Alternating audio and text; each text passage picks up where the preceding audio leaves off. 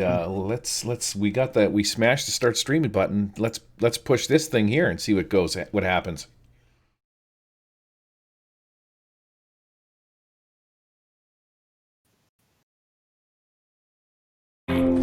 Today we celebrate this all too familiar character with...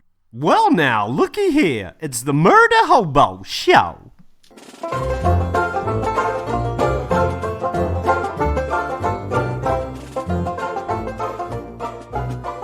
Right, so hopefully that went out properly. You know what? I got to check some stuff out. I'm in airplane mode right now. Oh, man. While this is doing a thing off to the side, welcome to the Murder Hobo RPG Show. Proud member of the Tabletop RPG Network. This is episode 28, recorded January 13, 2021. I'm one of your hosts, Gary, a.k.a. the Murder Hobo, and I am here with none other than the Master Blaster of Colon Disaster, Uncle J-Raz, a.k.a. this guy over here, Captain Crapton Colon. What's happening, Gary?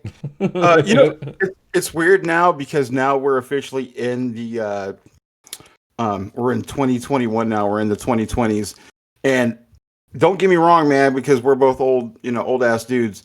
That's totally the future, 2021. Like everything's supposed to be sci-fi and stuff. Well, don't feel like the goddamn future right now. Let me tell you.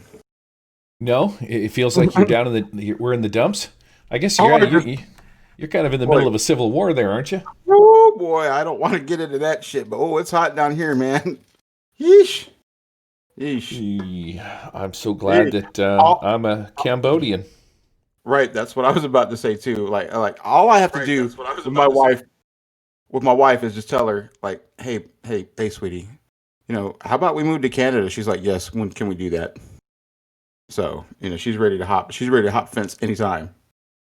So I'm just making sure that the audio's working. That's cool. All right, I can hear us both, man. So that makes me happy. I guess we're all putting out properly. Every time you update Windows or update friggin' OBS or you update something, some shit goes sideways. But what do you think? Do you think Canada would take you? I think so, man. I got Nashville. We'll see. I'm not from Nashville though, man. I'm just right across the border. I might as well be Canadian because I'm from. I was born in Idaho, northern Idaho, Coeur d'Alene, which is right. It's seriously like 80 minutes away from the Canadian border, just right up the way up to. It's not. I don't know if it's BC that's right directly, but I think Alberta is. Yeah. So, I think you go up to Alberta. I think it's Washington and then Idaho. I don't know. It's been a while since I looked at my geography to find out. But man, what is Idaho famous for? Potatoes. Potatoes, yeah, but see where I live, where I was born, where me and my brother were born, man, you can't farm potatoes up that way, man. It's too much. It's like really mountainous and rocky. In fact, there's a lot of mining and stuff. In fact, that's where my dad worked when we lived up there. He worked at the mine up there. So, what do they mine in Idaho? Oh, at the time it was like aluminum and stuff, and he did a bunch, and there was some other metal mining or something. There was aluminum and I think zinc. But here's the thing, though, man.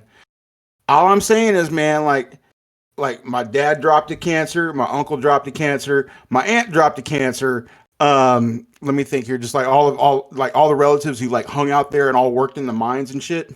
They're all like dropping to cancer. So I'm like, probably a good idea that I'm glad that we got the F out of there. Now I'm going to die of something else, like diabetes from eating too many cheeseburgers. But I don't know. That's pretty much like you go to work in the mines up there because there's some kind of like, I don't know, man. There's some kind of radioactive shit going on up there, man. So I don't know. I'm glad I dodged that bullet. Something's going to get you. Yeah, regardless, something's going to get you. I got to change the title of the show here, Jake, because I forgot to do that. We are doing episode 28. I didn't fix it on the Twitches. Oh, you didn't? No. This is a little bit unprofessional on my behalf, but whatever, man. This is what you get. Yeah, well, you're spinning a whole bunch of plates, getting the show, ready for podcast format and ready to Twitch too, and ready to stream. So it's, you're doing a lot behind the scenes. All I do is show up and, just add to the dick and fart joke. So there we go. Hey, what makes you, man. That's what makes you special. Well, thank you. I like to think that. Well, it's funny too because I was always when I did TV and broadcasting stuff, I was always on the technical side, and so now I consider myself like the producer or slash Wow. producer, like the hands off, like not or like pre-production instead of post-production, like you are.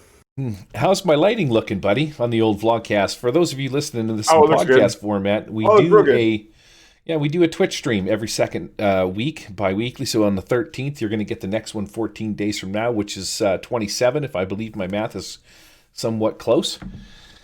And Eric Lamoureux bought me a sweet light so that I look pretty. Huh? Yeah, you do. Yeah, you look real good. I feel like a pretty lady right now. Yeah, yeah, that's what you got. You got a nice little floodlight there, man. So you're looking very handsome.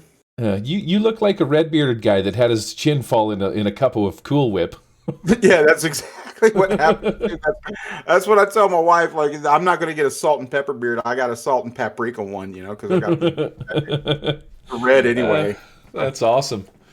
All right, Yeah. well, It's all going to go great. That's what I'm hoping for, man. I'm just hoping by the time I'm like 50, maybe 55, it'll all be white. I'll look like goddamn Santa Claus. And, it'll be. That's how I'll live the rest of my life. sooner or later, it's going to happen to the best of us. We go white and then we just fade away. Yep. Cool. Like, All right. Like an old piece of shit. Yep. Like a sun bleached piece of dirt. Yep. Oh man, that is sort of a weird analogy, but okay, back at her. This is a podcast about role-playing games in general, and as usual, we're going to ramble incoherently, like you just saw, in an attempt to sound like we know what we're talking about.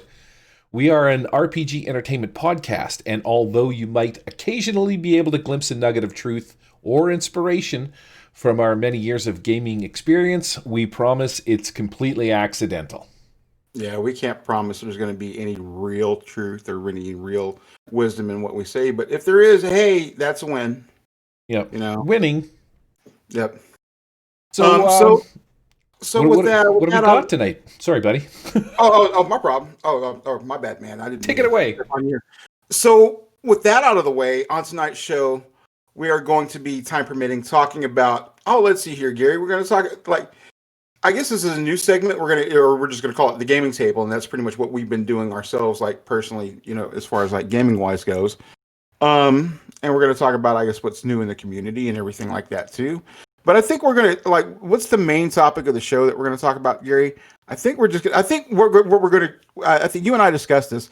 We're gonna start delving a little bit more into like these mechanics or constraints that apply to RPGs that we kind of wanted to touch on and talk about, like the little elements or whatever, like touch base on these. And I think the one that we're going to talk about is what? Initiative. Yes. Yeah. It's the beginning of the year, and like the beginning of any good combat, you start with initiative. Yeah. And then we're going to talk about the different ways you do it. Do you roll for initiative? Do you draw a card? Do you do rock, paper, scissors? Do you, spin a bottle around the table? How do you, Ooh. Yeah, man, there's different ways to do it. You can go around the table. You can go clockwise one time. You can go counterclockwise one time. You can stack people however you want to in initiative. Or, it just depends. Maybe you don't like initiative. Maybe you're just like, okay, actually, that's kind of dumb if you don't like initiative, but there's certain initiatives you can like. There's certain initiatives you can like, and there's certain ones you definitely do not have to like. And that's what we're going to talk about. This is true. We're going to talk about the shiz we like and the shiz we don't like. Why we think it's good, why we think others suck. And that's the game plan for this episode. We don't got any community questions because I didn't bother writing them down. I figure we got enough stuff to jibber jabber about what we've been doing in the last little while to keep us preoccupied for the next 60 minutes. Yeah, exactly. So there we go. On with the show. I think I got a segment in here somewhere that I can toss in here. I got to find out where that little. This is it here. Yeah, if you scroll down to the what's news. Oh, really? Is that what we're doing? Yep. This show is so unprofessional, man. You can tell it's like that we're back. Here we go.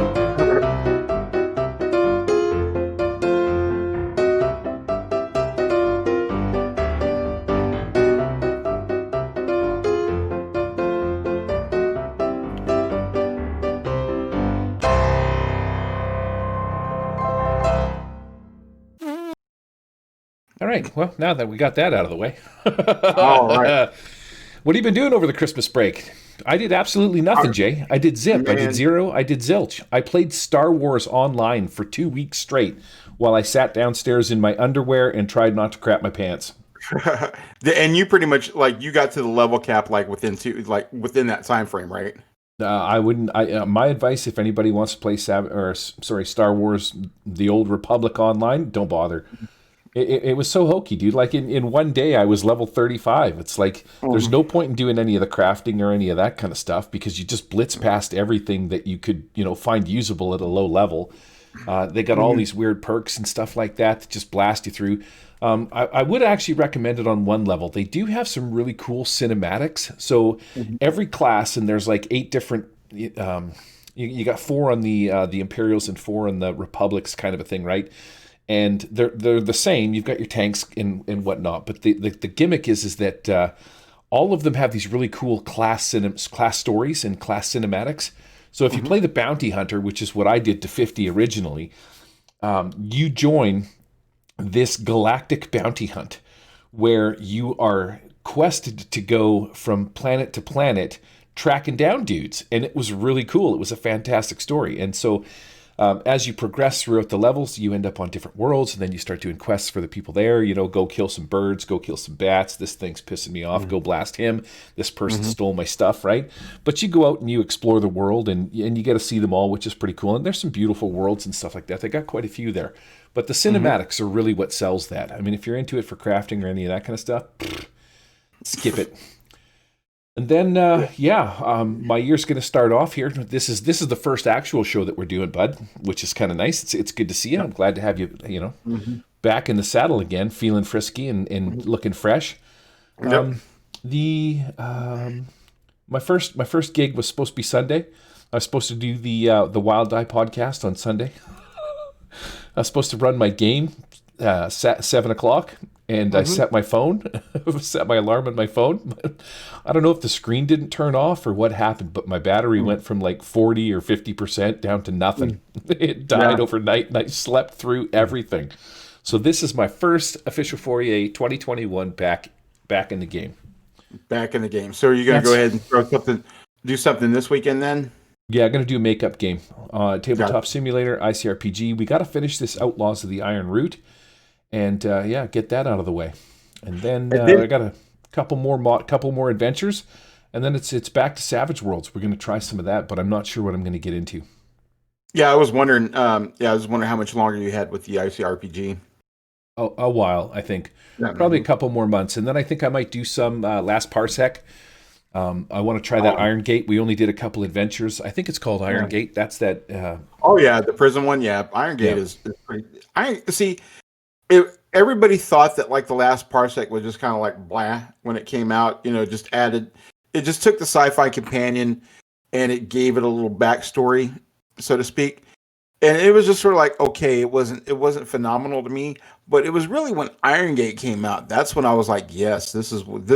And then you started seeing how Last Parsec could be like really kind of like just sort of like gritty, like gritty space pulp or or sci-fi and everything like that too. And you can have it play out like that.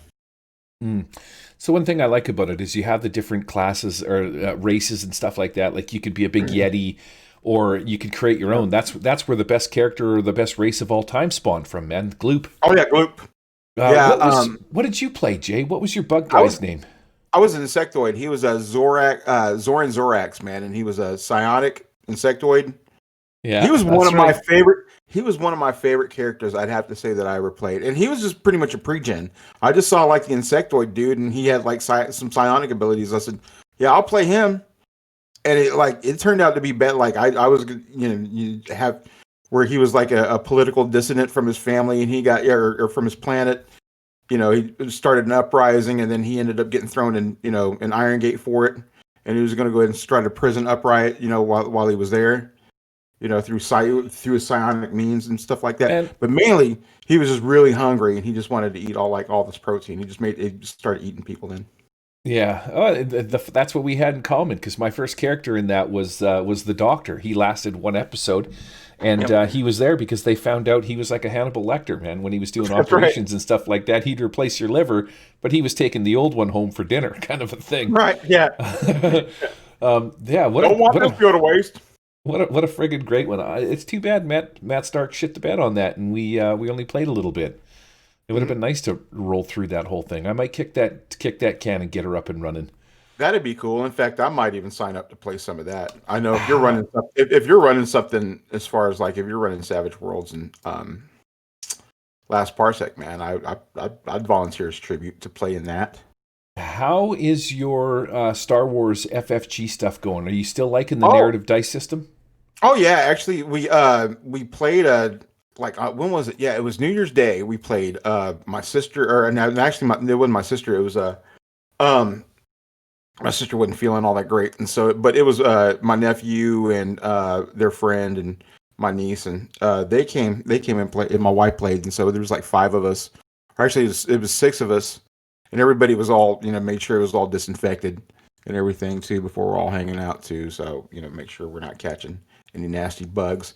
But yeah, we came over and we played like I ran them through the little adventure or the beginner's game for Force and Destiny, and they actually really dug the system, and because if you look at it, it just tells you, okay, it's got the little symbols, it shows you like what's your skill level. You don't have to worry about any math. You see, okay, I got 2 yellow dice and I got 2 green ones. That's what I'm going to go ahead and roll. And like, okay, if something's difficult, you just add a number. You just add a difficulty dice to it. Okay, if it's easy, you just add a purple die or 2 or 3.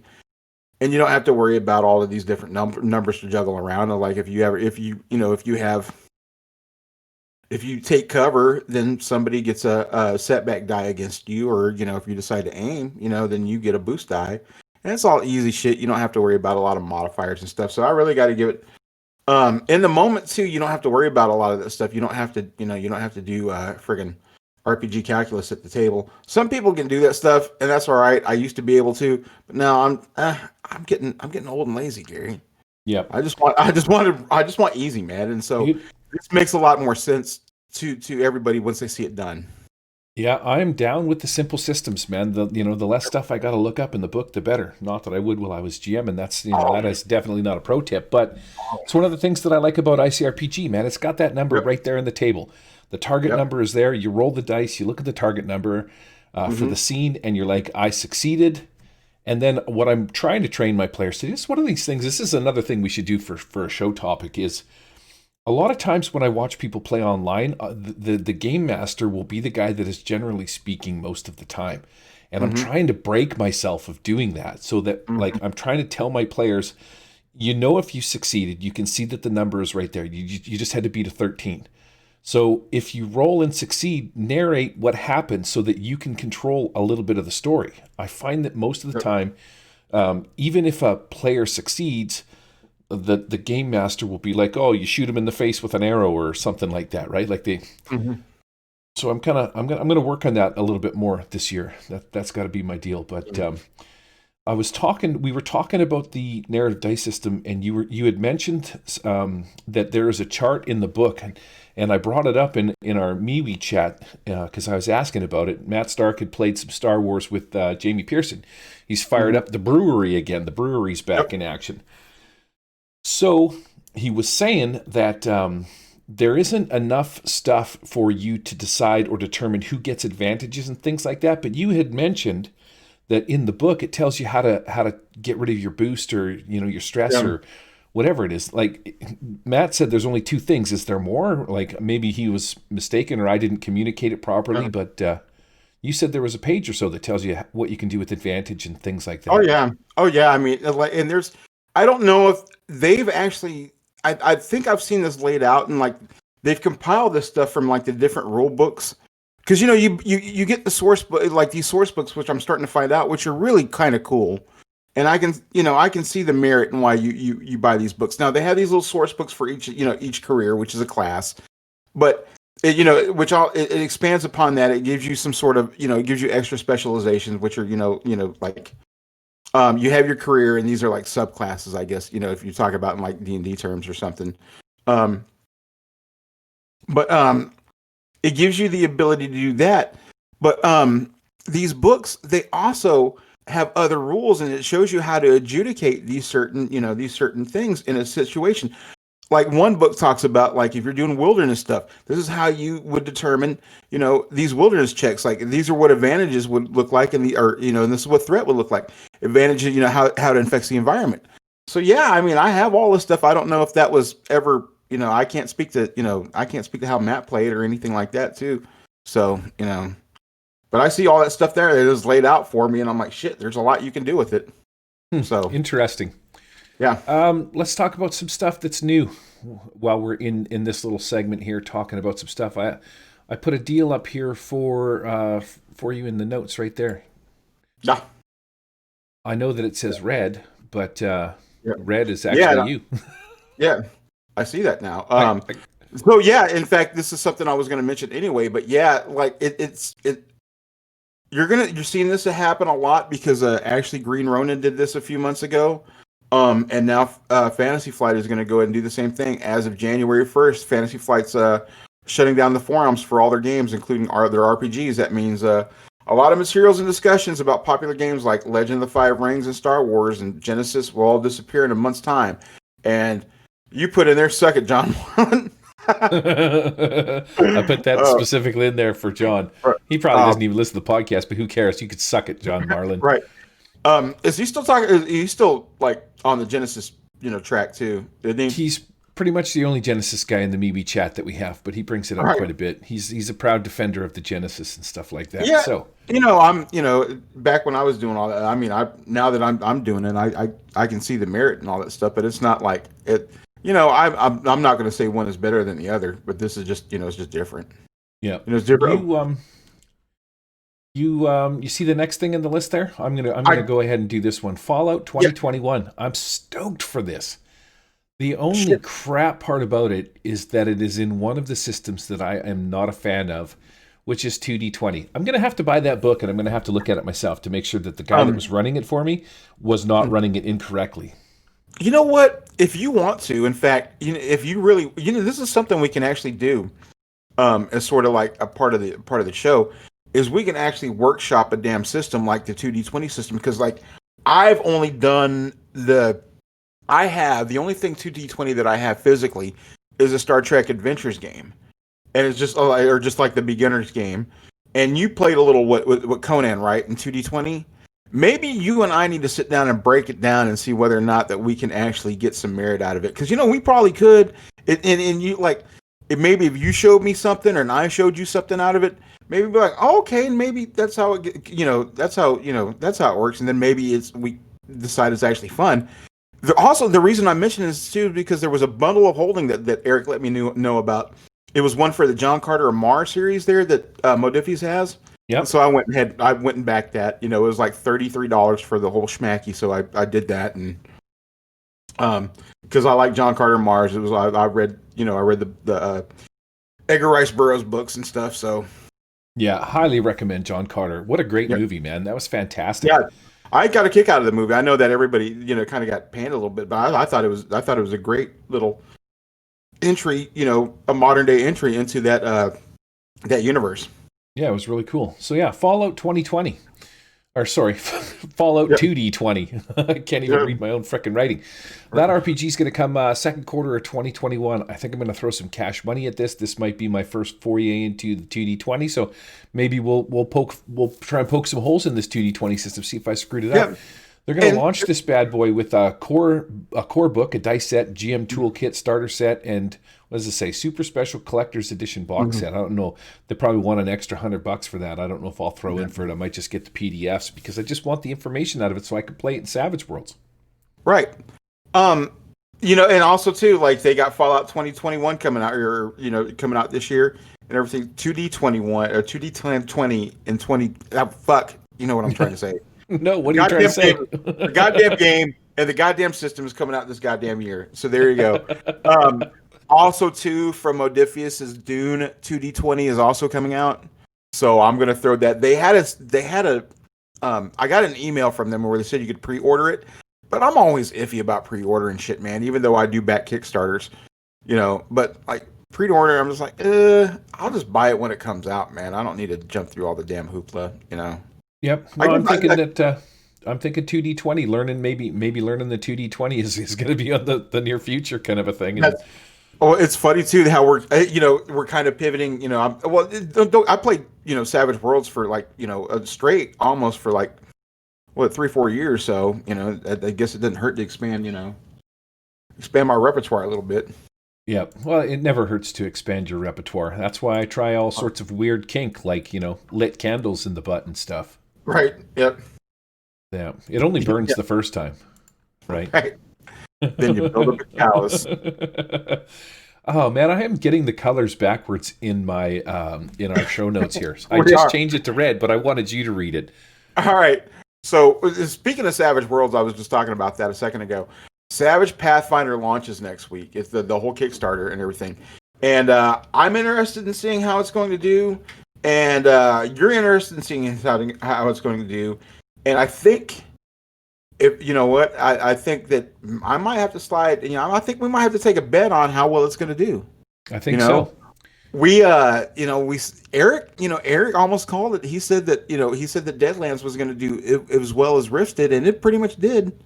So Yeah, it was pretty close. I'm going to hazard. Oh, go ahead. I want to hear your opinion because you're a pretty good prognosticator of these sort of things. I don't know why you got to start using such big words. I don't know if that's a good thing or a bad thing. Somebody's got to around here. No, it means prognosticator. It means fortune teller. It means future teller. Yeah, I thought it was like a booger eating amputee or something like that with a prosthetic leg. That's not how you say Lamoureux. Yeah. Wow. My thoughts on it. I don't understand. I think people that play Pathfinder, and I'm probably wrong on this, and I've seen some other people chatting about it. If you play Pathfinder or D&D, it's because you kind of like that crunch, and I don't think most people are going to steer away from that. We mentioned this on the last show, and we're probably just sort of rehashing it again. But I think that for those people that do play it, that like the world, and they don't want the crunch, they want an easier system to play it in, they might shoot over to Pathfinder.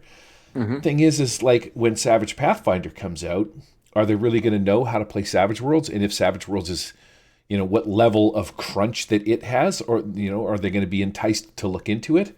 Could be a thing. I'm not 100% sure. But here's what I will say about it in favor of Lamoureux's argument that it's going to do well. When you look at our show that we did a while ago about who plays what systems, D20 and Pathfinder are like 1 and 2, and then everybody else falls into the other 5%. Mm-hmm. So if they can, tickle some Pathfinder balls, and there's a lot of them to be tickled, it might do well just because there is such a large number of balls to be tickled. Does that make sense?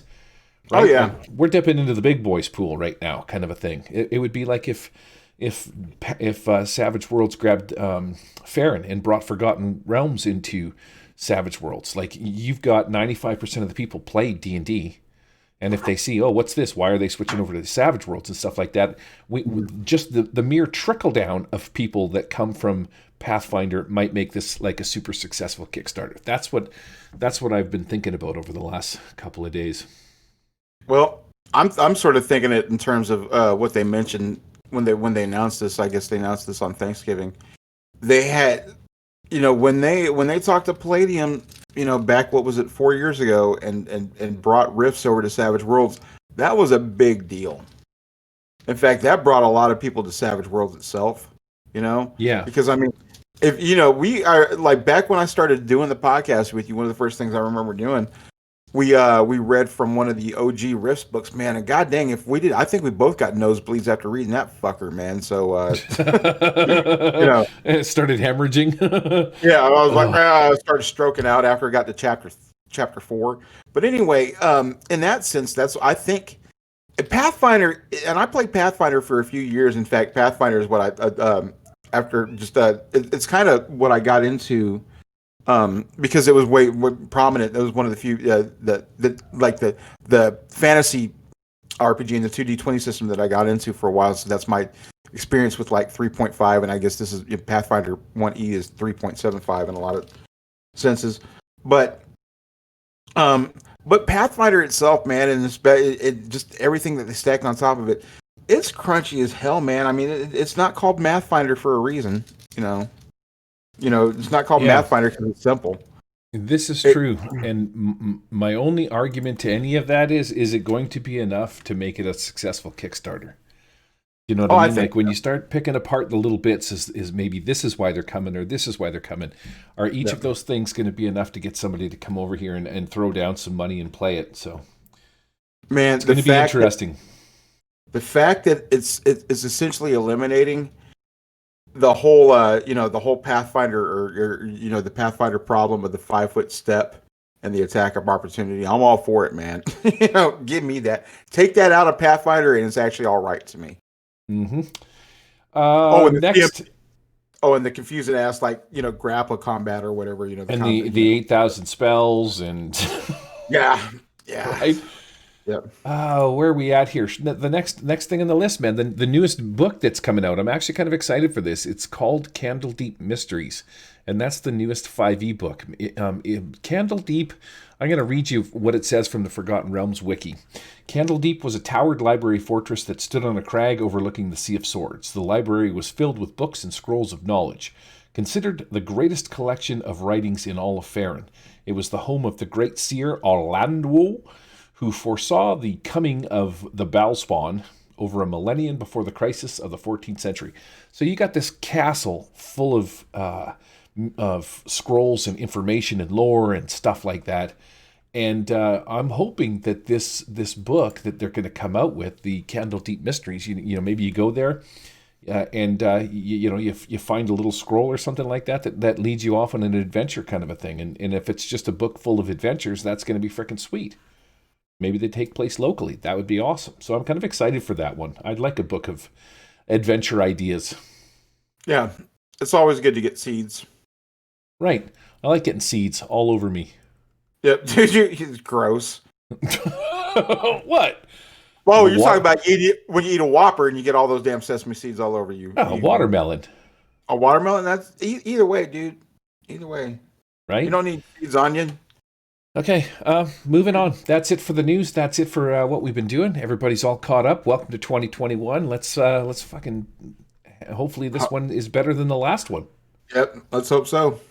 Oh, I forgot to tell you. I got speaking of this one, I got the one of the lucky ones, man. I got the first dose of the vaccine. Yeah, so you got the COVID's vaccine. Yep, I get the second dose here in a couple weeks, man. And actually, it wasn't that bad. It just hurt. The arm hurt for an hour or so afterwards, I remember back in the 80s, it wasn't good to walk around telling people you got the dose. The dose. No, you got, yeah.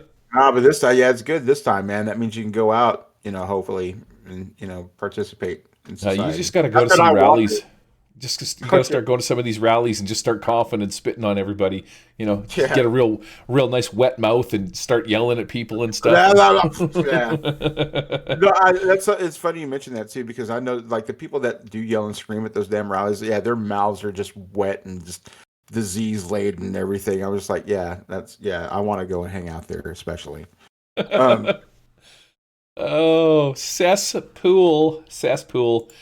Okay, my man, dude. I want to make sure if I got the right one on here. I need the short split back again. Where's my frickin'? Here we go. Yep.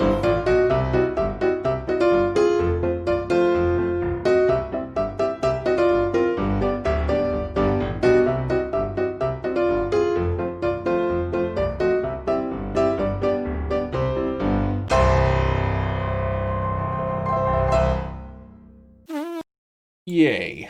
We have arrived at the main topic. Yep. Are you ready for the first of many epic main topics? Ready to start off the new year with a flurry of flying kicks or a spazzle of spells of flinging? If so, let's roll some initiative. That's right, my dude. In fact, you heard me pound the desk for emphasis on purpose. We are going to talk about initiative and some of the systems that we play, talk about the pros and cons and what we like and dislike, and things to improve upon in our favorite style of RPG initiatives. So they ain't all good. We know that. No, it's not. It's not. But some are really good, and some are not so good. Right. All right. Well, let's get cracking here, my main squeeze. Initiative. What is initiative? Let's start with that. The definition of initiative. The I think I pulled this right out of the dictionary. The power or opportunity to act or take charge before others do so. In RPG terms, it basically means the order in which we go. That's what we're going to be talking about. Correct. And we're going to talk about different systems and how they do it. We're going to start with the big one on the block, the big kid, the Mac Daddy of RPGs, D&D. Yep. D&D is a straight-up dexterity check. You roll a d20, add your dex modifier. There are feats like Alert that are going to give you a +5 to your initiative. You can add those to your total as well. It's pretty straightforward, man. You just roll a dice, roll the d20, read the number, add your bonuses, tell the DM. Yep. What are some of the pros of this system, Jay? What's good about it? It's simple. Yeah, that's It's people simple. People call me simple. I don't think that they mean it in a nice way. All right. No, I mean, there's no second guessing it. You just know whoever's got the high dexterity in Dungeons and Dragons being an attribute that reflects your speed and your nimbleness and everything. So it would make sense for that to apply here. And if you got some bonuses, if you got a high dex and you're rocking an 18, that'll give you a +4. So you're already gonna, it's letting you know, the game is letting you know that you're going to have the advantage here. That when it comes to going first. Yeah. And it's simple, and you don't have to question it. There's going to be some things that do give you, like you said, there's going to be some traits or some perks or whatever they call it, feats that will give you bonuses. But overall, it's simple. Just roll your d20, add your dex to it, and then there you go. If you get this amount, then that's where you go. Right, which requires the game master or GM to write your name down or write the number down. Yep. The D20 is commonly used in the D20 systems. It's sort of the go-to dice that you use basically for everything, man. Roll a D20. Yep. The other ones are just kind of like chiclets that sit on the side, like used gum that nobody wants to re-chew kind of a thing. But the D20 is the big one. It's the big bad boy. Yep, that's the hammer. Some of the shitty parts about the D&D system, there's actually quite a few of them that sort of drives me mental. I think it's funny that the main or big boy on the block kind of, in my opinion, has the crappiest initiative system. Mm-hmm. Here's why. Because you use the D20 for all your rolls, once you roll that D20 and you look at it and you wait for the game master to write your name down, write down your decks or have a list or do a thing or put little slips or drop your name on a card on top of the GM screen sometimes if you're using those. There's always that time when you pick it up and you forget the number right away. Like, oh right. Shit, what was my dexterity? I don't remember what it was, right? Mm-hmm. And by the time the game master writes it down, it goes around the table. Jay, what did you get? Eric, what did you get? John Marlin, you suck. What did you get? Jamie Pearson, what did you get? And he writes it all down and then organizes it. It's time consuming and it takes away from not only game time, but it's just kind of like the boring, repetitive stuff. And then, like I said, man, you pick up that D20 and all of a sudden you're like, oh, geez, I forgot what I got. So it's not my favorite system. There's also, too, there's no cool stuff that happens. Like, even if you roll a 20 when you roll your dexterity, nothing spectacular happens. There's no pizzazz. There's no huzzah. It's just a bland kind of crap. Here, roll the dice and you're done. It's very simple. It doesn't give you anything, and it doesn't take away anything. Yeah, but you're absolutely right in that sense that there's not any flavor going on with that sort of check. It's like, all right. I mean, I guess you can narrate it if you got a cool ass GM, that's been around the block a few times. They can actually narrate what happens as far as initiative goes. But I kind of like that already baked in. I think initiative is something sort of separate. It's sort of a separate mechanic in and of itself in a lot of ways. Yeah, D&D, nah, not a fan. Not liking it. It's okay. It's the baseline. It's the first one. It's fine for what it does. Right. It's like a hug from your mom, but you're never going to get a boner when it happens. But says you. What? yeah, man. Yeah. You don't do that. I'm not judging. I'm not judging. Next up on the list is my personal favorite, Savage Worlds. Let's talk about this one, Jay. Why don't you tell us how this works? Actually, why don't you not tell us how it works and let me tell it? Because you're going to do the next one, which is a big one, and I got questions. Yep. Savage Worlds is really straightforward. It's got one of, I think, the best systems for a couple of reasons. We're going to go into them right now. You use a deck of cards, straight deck of cards, 54 jokers in. Shuffle them up. When it's go time, you deal them out around the table. When it comes to the game master, if you've got a master guy like a wild card, he gets his own initiative, and the mooks get their own. And you can just it's personal preference when it comes to, I guess, you could have them all act at the same time. But what I like about it is when that joker lands, there's bonuses that happen. The person that gets a joker, not only does everybody get a Benny, which is a chip that allows you to make a reroll, like it's like a flub up kind of a thing or a mulligan kind of a chip. But the cool part about it is that person that gets the jack gets a +2 to all their rolls, which is pretty sweet. Yep. So it's like an extra kind of like hurrah. Yep. There are in Savage Worlds edges that allow you, and hindrances that allow you to modify certain things, like if you get below 5, you can draw another card. Or there's, I can't remember what it's called. Like there's calculating, I think is one of them. And so, yeah, well, there's quick, which lets you, if you draw a card under 5, you get another one.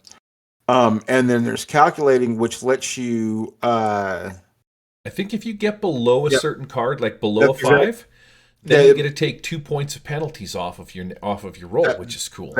That's exactly it, because you're essentially waiting. Yeah, if you get dealt a card, yeah, that's essentially. And also too, like what's really kind of what I've seen a lot of people do in Savage Worlds is they take that hindrance,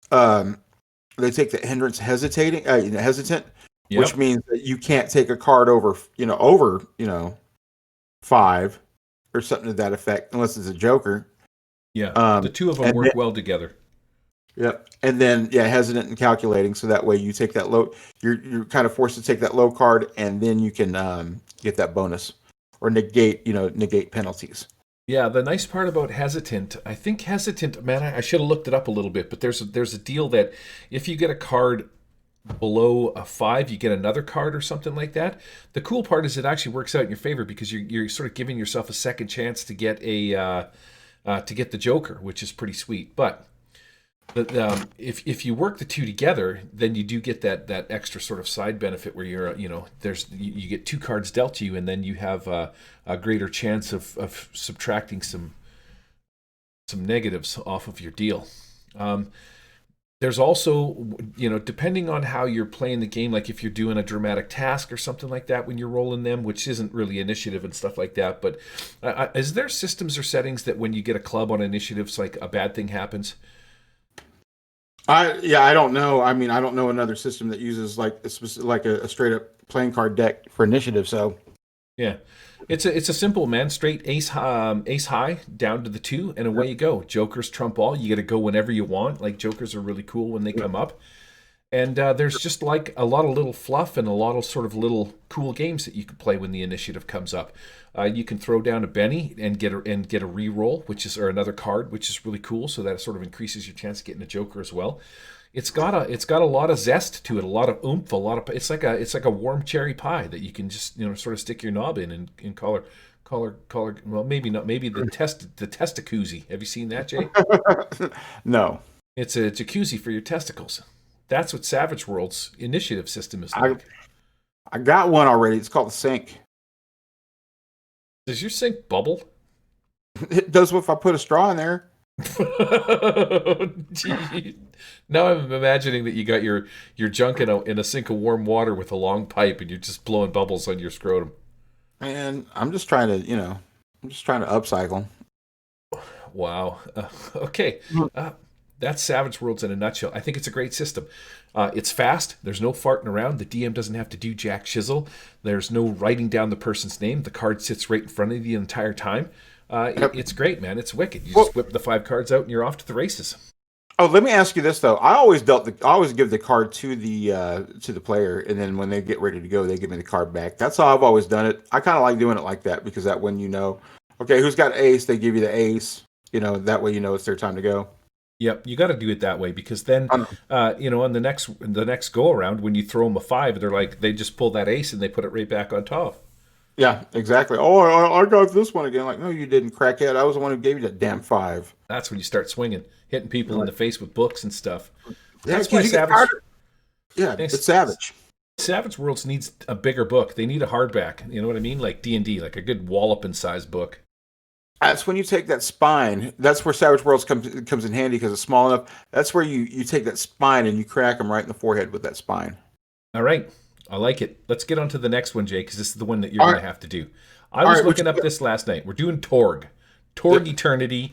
You brought this up. I looked it up. Holy cramoly. It's not that it's hard, but wow.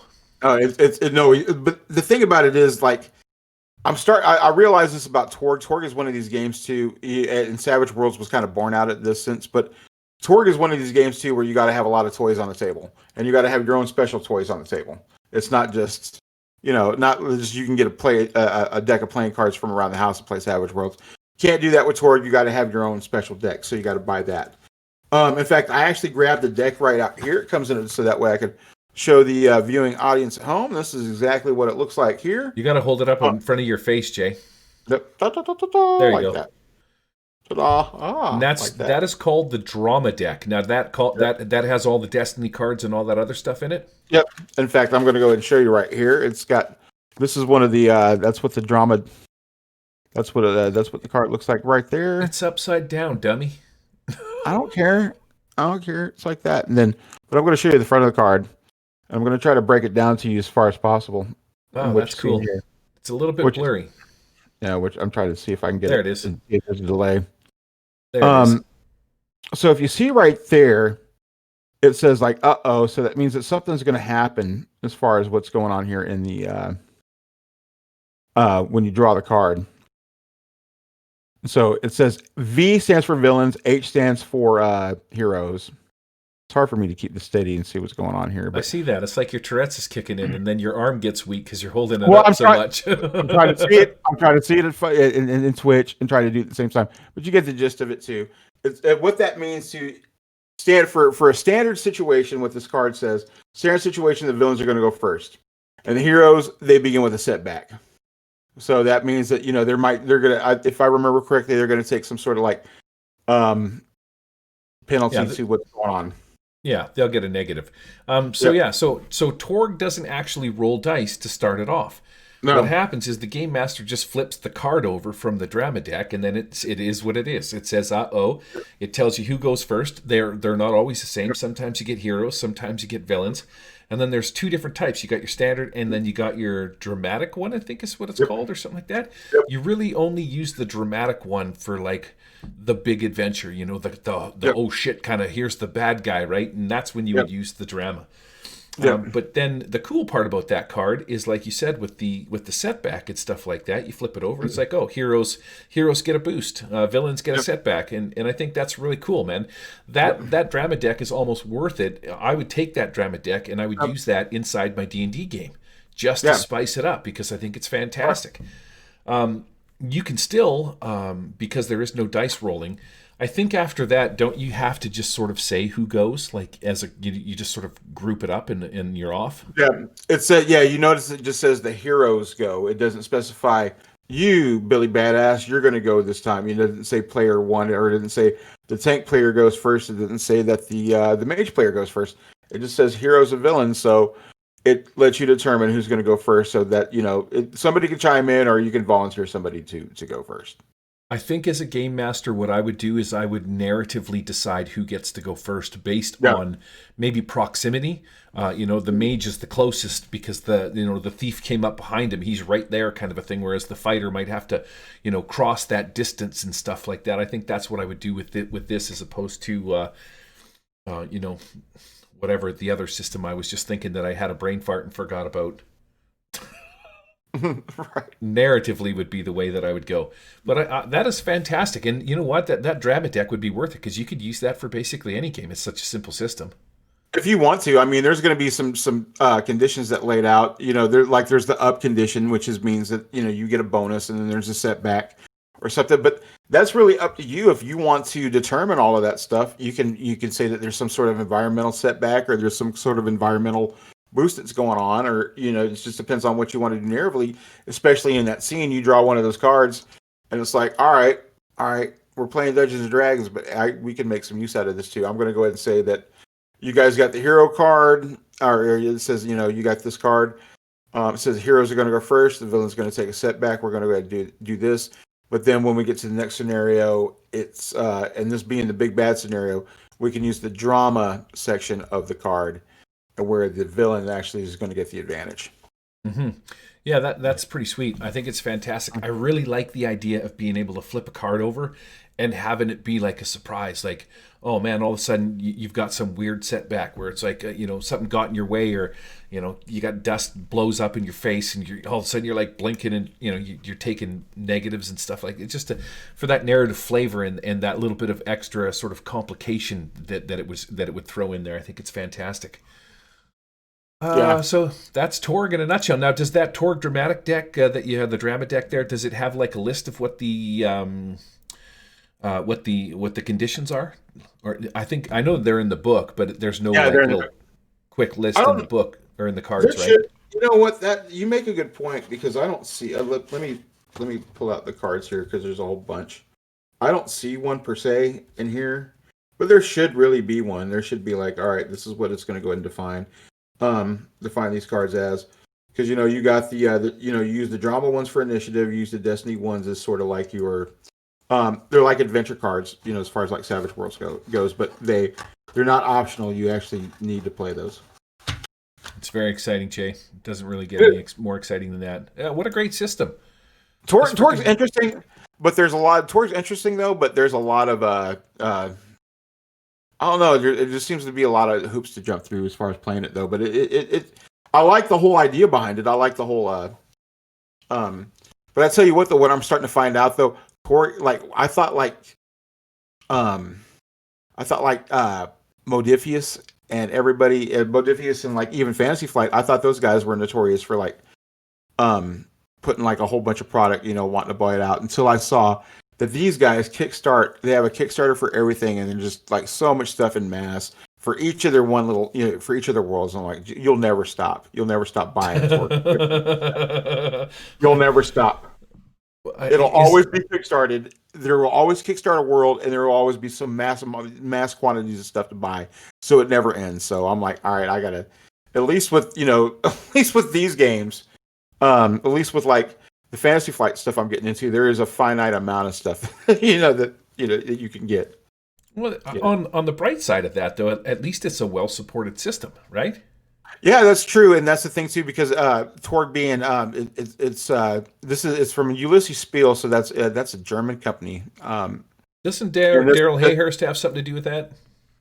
Oh yeah, Daryl Hayhurst is one of the big guys who he's written a lot of stuff, and Shane Hensley's written a lot of stuff for Torg Eternity. In fact, those are the two guys that kind of like help relaunch it. Wow, that's exciting. Yep. Moving on to the next system, we've decided on, I believe it's Jenny's Ass? No, Genesis. Yeah, old Jenny's Ass. Okay, you could do Genesis because you've been playing it, and so you could probably describe it better than I could. Well, you know what? I used to kind of like, I thought this was kind of a dog shit initiative, but it's actually kind of interesting how you do it. You go around the table.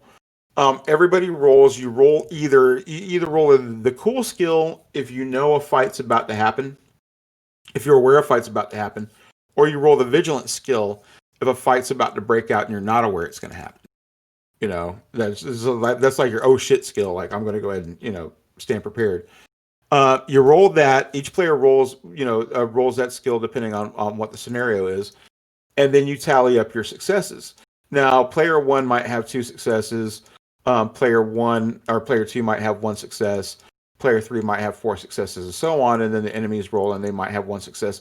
And then what happens is you start ranking. You start ranking who has the most successes, but that doesn't necessarily mean that player is going to go first.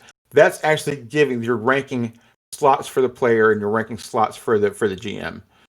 So depending on how many successes and depending on where you're at, that's actually just giving the slot. So you could have like 2 enemies rolling for you, or you could be rolling for 2 enemies rather as the GM, and you can decide where to slot them when your slots come up. And same thing with the players too. Like, okay, you guys get these slots. You guys get the first, second, and third slot.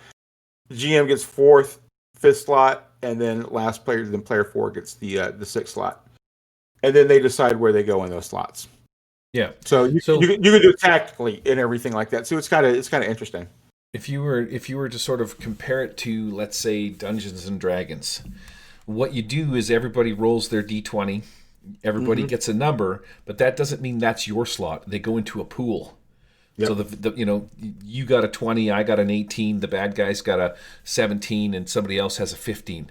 Now our numbers all go into a pool, and the PC's number or NPC's number goes into a pool or into a slot, because there could be multiple groups of them too, right? Right. And then they go sort of top down. These are the slots, and that's it. And then you attach yourself to a slot. Somebody attaches themselves to that 18 that I rolled. It doesn't mean that I automatically get it.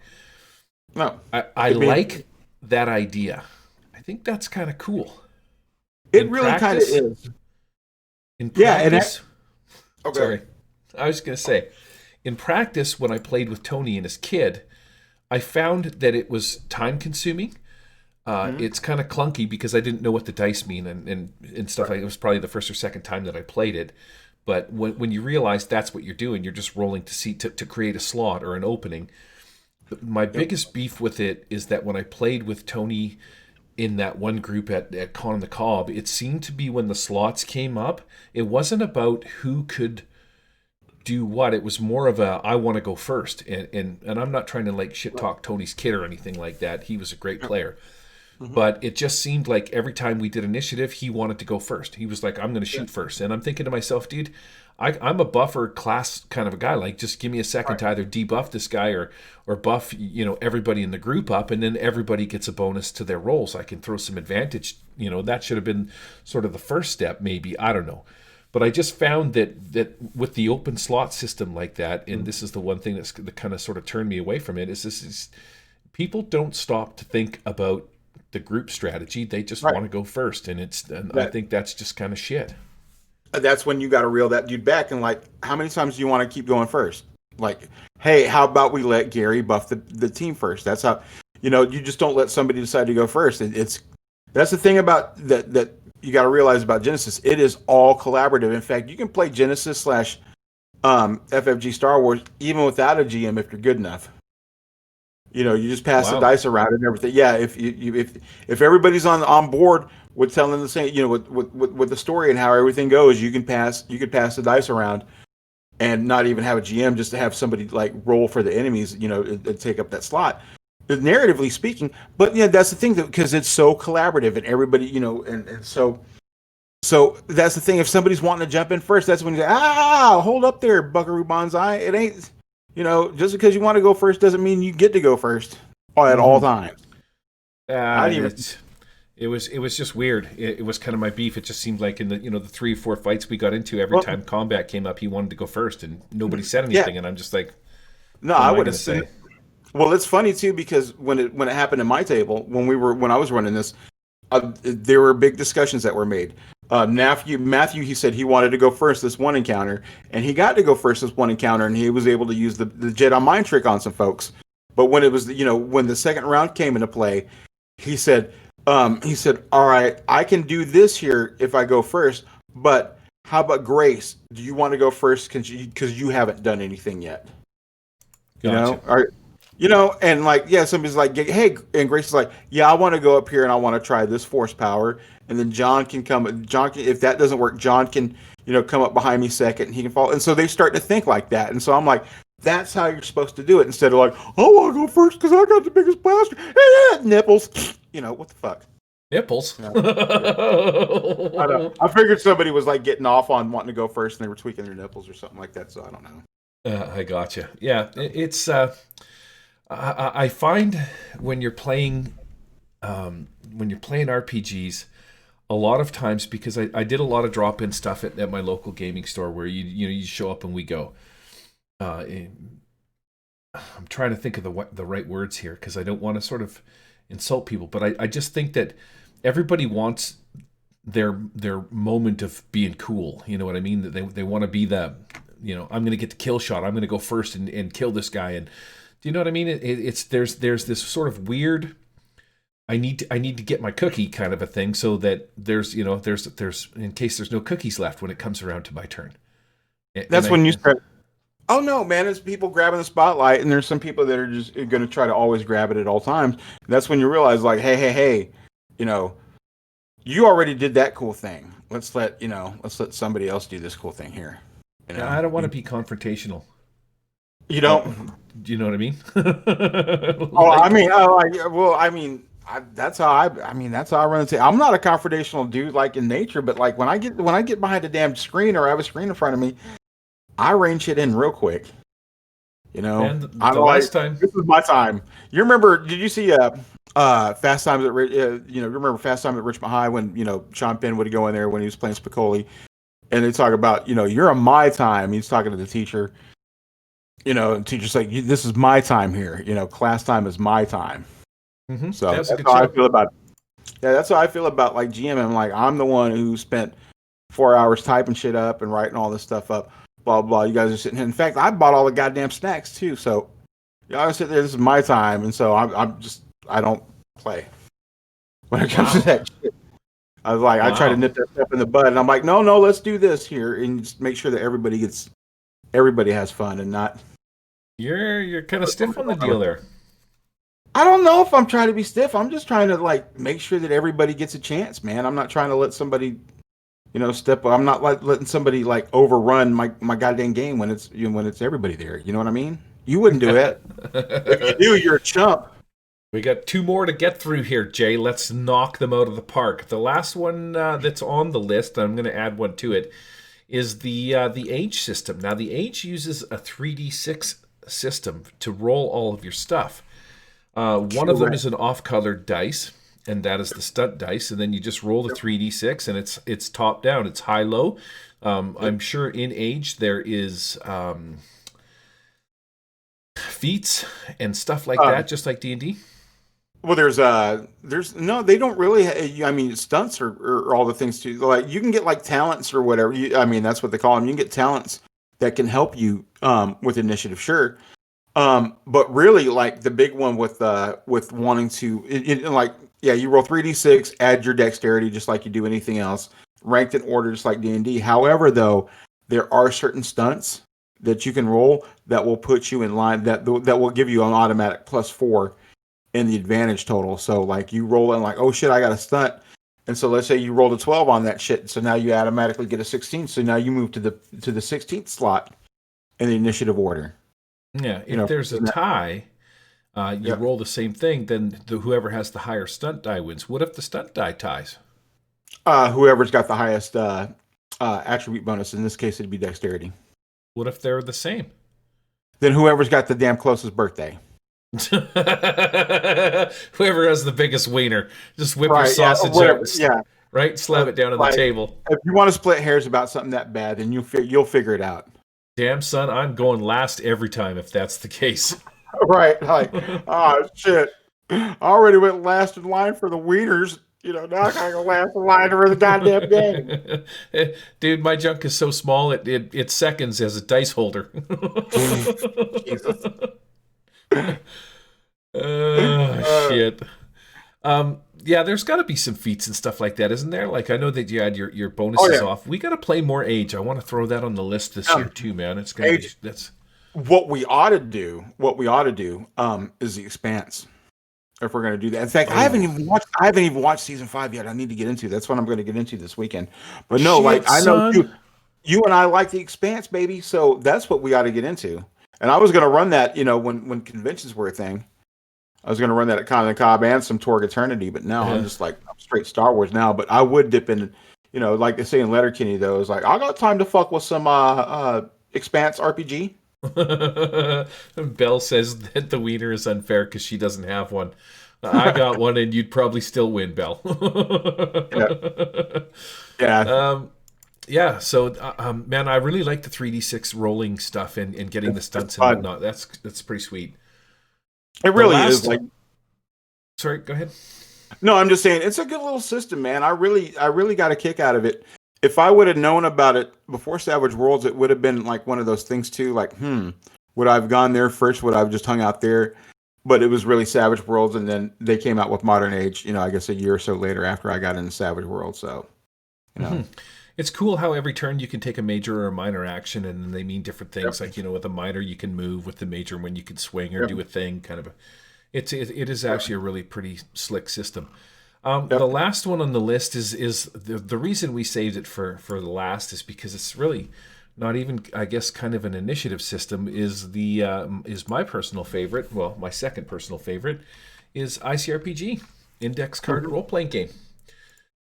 Index card role playing game uses a no frills system. There's actually no dice roll, there's no dexterity modifiers, there's really nothing.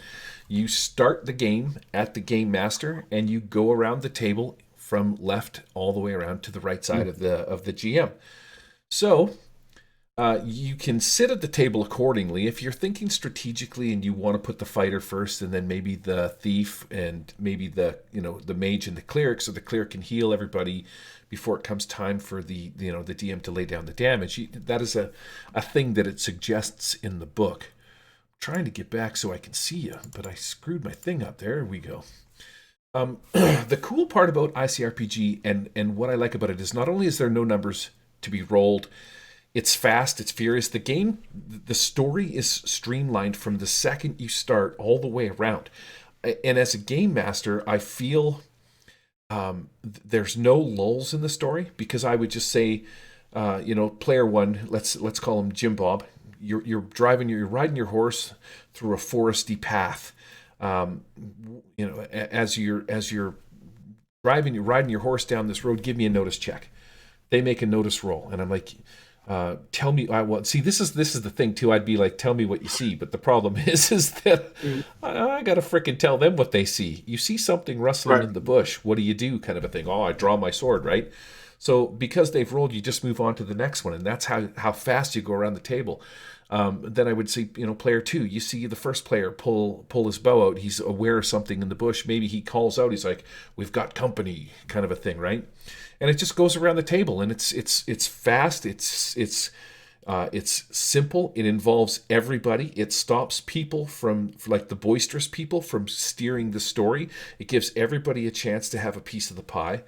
And man, it's kind of like, I think it's got to be my second favorite because they're like D&D. There's no fluff to it. There's no cool things that can happen. There's no bonuses to your rolls or any of that kind of stuff. It's just basically you just keep going around the table. But for online play, I would highly recommend going this route. Even if you want to deal cards in Savage Worlds style, I would deal cards to everybody and then just go around and address everybody in order of their cards, even whether they were in or out of combat. I feel like a lot of people do this when they're playing online. They'll ask questions like, "What do you guys do?" And then there's this big lull, and nobody says anything. And then everybody says everything at the same time. Like, this is our first show back together. We've been walking over each other all night, but the next show will be much better. But this is a thing that people need to do, is learn how to address a player specifically, and then just address the next player and the next player. And if you're playing online, which is what we're mostly doing right now, is the best way to solve the communication problems that we have with everybody sort of speaking at the same time. So, I agree with that. Rank them, Jay. I wrote them down. Tell me your favorites. Which one do you like the best to least? Let's do it. Go. Right off the top, favorite initiative out of all of this would probably be Savage Worlds, just because I've never done anything like this before, and it's fun, and you get cool bonuses, and and actually it's a level playing field. It's not based on or in 2 degrees. It's not 2 degrees. It's not based on the person who min-maxed or anything like that. Okay. Next. And so then second would actually be Genesis in that sense, because I like the how Genesis FFG. I like how it's a simple roll. You tally up successes, you get slots, and then you can position yourself. It leads for a lot more tactical, sort of discussions. And Okay. and if you do it right, that's how it should be done. Instead of somebody trying to bogart the first slot all the time, you got to rein that. You got to rein that person in. If you try to Yep. bogart the first slot all the time, you're selfish. You're a selfish person. Bogarters are And the worst. you're a selfish person. You probably don't leave enough cheese dip for people. Those double dipping booger eating mother Right. effers, eh? You don't consider other people. You just get that cheese dip for yourself. You're selfish, and you need to call them out. All right, So that's Savage Worlds, Genesis, then? third would be Torg, just because it's a fun. Because everything hinges on one card. It's pulled out, and then everybody can just sort of decide. Okay, and then there's something dire that happens, or there's something cool that happens depending on the situation. And it's narrative in that sense too, because you pull out that card and it'll give a little statement like "uh-oh," and you can say, "Oh shit, the villain's got the drop on you." In this sense, that's why they have the advantage. That's why you guys are going second too. So this is how it's gonna how it's gonna shake out. Mm-hmm. So that's pretty cool. That's why they call it the drama deck. Because it's gonna force some drama. So that's probably my third favorite out of all of this. The only reason it gets lower down on the list because it's proprietary, because it is you have to have this special one. You can't just have another deck of cards. Oh, let me see. Age is fine for initiative. There's nothing special about it. So I'll put that one. No, I'll put that one as fourth. You can get some stunts that'll boost you or whatever, but it's straight. Roll, add dex modifier. Nothing super special about it. Okay. If I got to rank ICRPG, I actually like. I'm actually gonna make that like an honorable mention because it's not really a mechanic. It's just sort of like a conceit. It's cool, right? It really is, right. Isn't it? It's not a mechanic. It's like we're just a decision. Like, oh fuck it, we're not gonna roll. We're just gonna go around the table. We're gonna go, counterclockwise around the table, or clockwise, depending on whichever. You can go clockwise around the table one time, and then you go counterclockwise, if you want to. So. It's on you. It's not. There's no mechanic. So you just you do the thing. Hey, stop hitting the mic with your face, man. No. Stop hitting your mic with the face.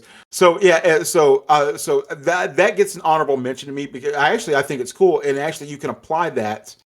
I applied that in a lot of senses too, like non-combat situations or something. You ask, all right, dude to my person to my right. What are you doing now? Okay, so on, going around the table. So it's more of a conceit. So it's cool, but I don't really consider it like a mechanic. Gotcha. My least favorite is D&D. All right, there you have it. I'm going to shoot through these as fast as possible. Savage Worlds has got to be my number one too, simply because there's so many cool. It's not only is it simple. There's no writing anything down. And there's these cool little benefits that you get with extra cards, or throwing your bennies for a reroll, all that kind of stuff. There's stuff that can happen in the initiative system for Savage Worlds that just makes it every time the initiative comes up, it's interesting. It's very exciting, and it's exciting. Yeah. I'm going to put ICRPG. I'm going to put Torg next because I think Torg you can play across the deal. There is, again, no rolling and stuff like that. Yeah. I like the idea that you flip one card and that shit happens or can happen. A little bit of a flavor boost for each roll. Right. I also like it because, like you said, man, when you get people that'll dump decks in D&D just so they can be first in initiative and stuff like that. It's just such a weird thing. But I like the idea of flipping a card over and either having a good thing happen or a bad thing or just anything happen. Anything happening on it. I'm going to put ICRPG in front of all of the other ones for this reason. I believe that ICRPG will teach a GM how to be a better game master in the sense of how to control the table better so you don't have these lulls and then you don't have everybody talking. How to involve everybody. It forces those things upon you. And even though it's not a mechanic, like you said, I agree, it's a conceit. It's simple. There's no screwing around. It makes the story flow much faster, in my opinion. And I like that it involves everybody. It stymies the guys that are boisterous and they're always trying to be the one that steers the story. Like, I like that it controls that, because that is kind of my pet peeve as a game master. Behind people try to overrun, game and whatnot just because they're the loudest. Yeah, I got you. Yeah. Behind that, I'm going to put Genesis and Age in the same slot, and D&D last. But D&D's just so bland. Roll a D20, add your D3 or your dexterity, and away you go with your feats, blah, blah, blah. Who cares? The reason that I'm not putting Genesis higher up on the list is because I've had issues with it, like I said, with... if you're playing you play with your family, so it's okay if you sort of speak up and say shit. But if you're playing with a regular group like I was, with just a bunch of us at a convention, that boisterous guy's like, I want to go first. I want to go first. I just feel that's a human condition, not a problem with Genesis, but it's a human condition that Genesis doesn't address. The need to be spotlighted and go first, and it doesn't do anything to control that person. And then Age kind of really doesn't have anything too fancy either. I just like the 2d6 or 3d6 with the stunt die and maybe getting the stunt off the deal kind of a thing. So I would probably put Age before Genesis. Genesis and D&D would be my last. And that's it, man. If I played, if you played with me, if I ran Star Wars or Genesis for you, I would let you. I would say, hey, let's have a discussion about who's going to go first, not choose. You're damn right we'd be having that discussion. Then there'd be a road trip to Nashville and a karate chop to the throat. Oh, shit. I'll give you some hot chicken first. I'll split your berries with my straight-up karate chop to the KFC. Dude, you're friggin'... And that's like getting karate chop with a canned ham. Let's be real. Excellent. There are other systems, like I have never played GURPS. I'm curious about Fate, Cypher. Ron Blessing talks about Cypher. That's something I want to look a little bit more into this year too. GURPS is done with a Dex check. You have Dex as a skill, and so you add Dex and you roll your 3d6. Okay. Anything special about any other system like Fate? Ones we haven't touched on. Fate, don't know. I have not touched on Fate. Need to do that. I'm trying to think what I've read on Cypher. Cypher, I think it's based on speed. It's based on your speed skill. And excellent. I think it's roll d20. I think you got to roll your d20 because Cypher just you just play with a d20. That's it. Yeah, I got you. Oh, and Shadowrun. I was thinking about friggin' Shadowrun Second Edition. Shadowrun Second Edition. Everybody loved as far as the lore goes. Goddamn mechanics. Each person had a different initiative. If I remember correctly, like if you were a street samurai, it was all based on two different skills. You had to add those together, divide them by 2, and then you rolled. You rolled a d6. Wow. Yeah. Oh yeah, man. Shadowrun was crunchy. Shadowrun. Every time I think about Shadowrun playing it in the 90s, man, I think about a big box of Captain Crunch. Holy crap-a-roly. All right, we've been after this bad boy for an hour and 17. We're going to throw the outro in here, and we're going to put a pin in this sucker. We went a little long because we were excited to see each other.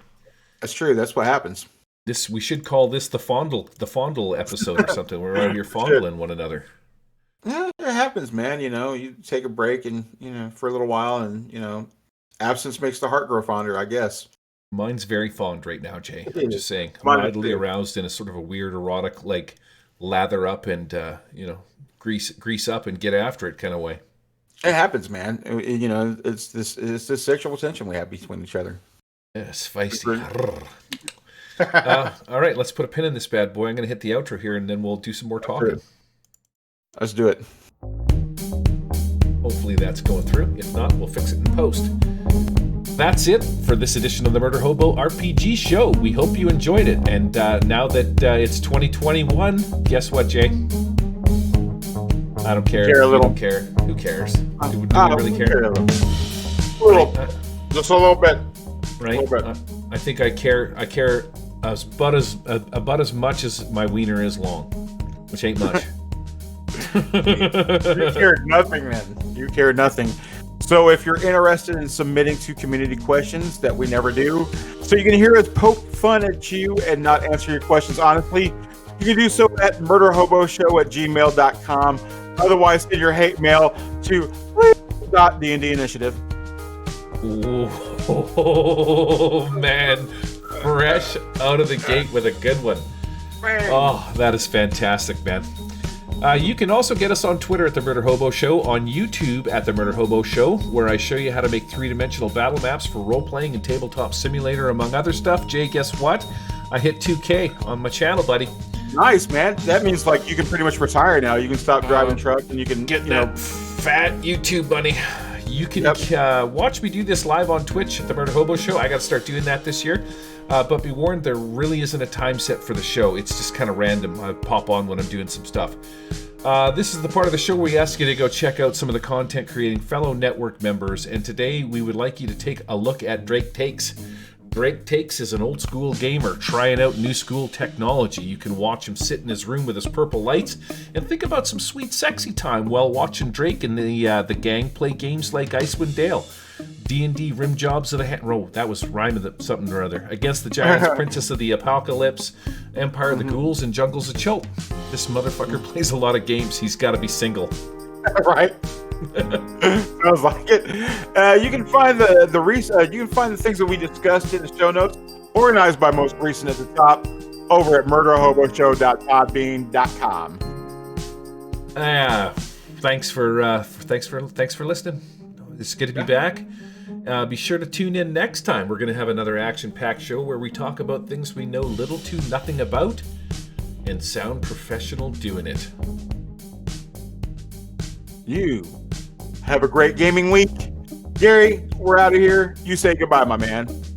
Goodbye, Jay. Goodbye, Gary. I love you. I love you more. Aw, that's sweet. Aw, I know. All right. Peace out, suckers.